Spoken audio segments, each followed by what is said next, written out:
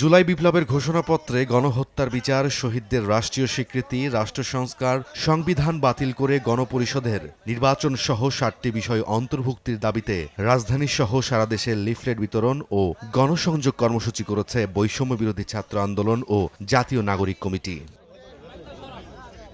নরসিংদী সড়কে সড়কে জাতীয় নাগরিক কমিটির মুখ্য সংগঠক সার্জিস আলম জুলাই বিপ্লবে গণ অভ্যুত্থানের গুরুত্ব তুলে ধরে জনসংযোগ করেন, দাঁড়ে দাঁড়ে গিয়ে করেন লিফলেট বিতরণ।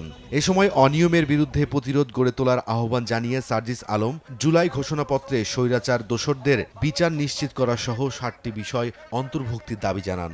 ১৯৪৭ সালের পাকিস্তান আন্দোলন, ৭১ সালের মুক্তিযুদ্ধ এবং ২৪ সালের জুলাই গণ অভ্যুত্থানের ধারাবাহিকতা পরিষ্কার করতে হবে।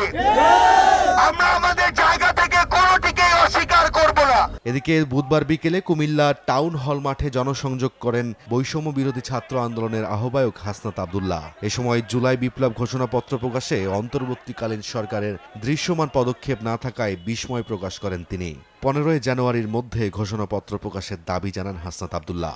৩১ ডিসেম্বরের পরে এতদিন চলে গেলেও আমরা দৃশ্যমান কোনো পদক্ষেপ কিন্তু এখনো পর্যন্ত দেখিনি। ১৫ জানুয়ারির মধ্যে এই গণঅভ্যুত্থানের এই জুলাই প্রক্লেমেশন অফ জুলাই রেভলিউশনকে ঘোষণা করতে হবে। এদিকে রাজধানীতেও কর্মসূচি পালন করেছে বৈষম্য বিরোধী ছাত্র আন্দোলন ও জাতীয় নাগরিক কমিটি। সব রাজনৈতিক দল ও ঐক্যের ভিত্তিতে দ্রুত ঘোষণাপত্র প্রকাশের দাবি নেতাদের।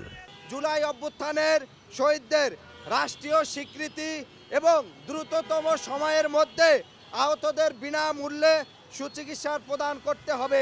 বিপ্লবীদের আকাঙ্ক্ষা, গণ অভ্যুত্থানে অংশগ্রহণকারীদের আকাঙ্ক্ষাই বাস্তবায়ন আমাদের মূল লক্ষ্য। আমাদের যে বর্তমান অন্তর্বর্তীকালীন সরকার আছে তারা খুব দ্রুততম সময়ের মধ্যে এই প্রোক্লেমেশনটি জারি করবে এবং সকলের ঐকমত্যের ভিত্তিতে এই প্রোক্লেমেশন জারি করবে, যাতে কোনোভাবে বাংলাদেশের জনগণ বঞ্চিত না হয়। জুলাই ঘোষণাপত্রে জন আকাঙ্ক্ষা জানতে ১১ জানুয়ারি পর্যন্ত সারা দেশে সমাবেশ ও জনসংযোগ করবে অভ্যুত্থানকারী শিক্ষার্থী ও জাতীয় নাগরিক কমিটি।